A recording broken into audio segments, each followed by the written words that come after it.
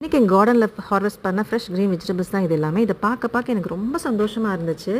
கோவக்காய் வந்து நல்லா விளைஞ்சு முத்திருச்சு, பழுக்க கூட ஆரம்பிச்சிருச்சு ஒன்று. அதனால நான் சீக்கிரமாக பறிச்சிட்டேன். இதுக்கு மேலே விட்டோம்னா அப்புறம் எல்லாமே பழுக்க ஆரம்பிச்சிரும்ன்ட்டு. அப்புறம் வெண்டைக்காய் வந்து ஒரே ஒரு வெண்டைக்காய் தான் இருந்தது, சிவப்பு வெண்டை. அதையும் நான் ஹார்வெஸ்ட் பண்ணிக்கிட்டேன்.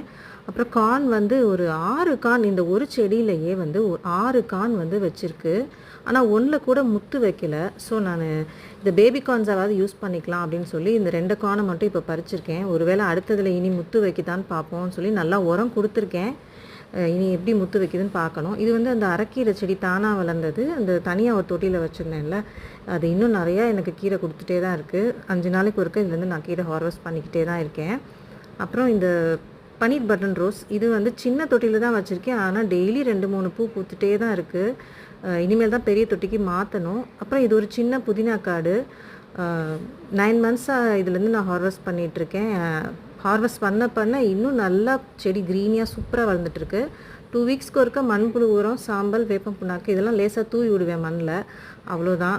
அவ்வளோ சூப்பராக க்ரீனியாக வளர்ந்துட்டுருக்கு. பார்க்குறக்கே எனக்கு ரொம்ப ஹாப்பியாக இருக்குது. நல்ல வாசமாக இருந்துச்சு. Happy gardening.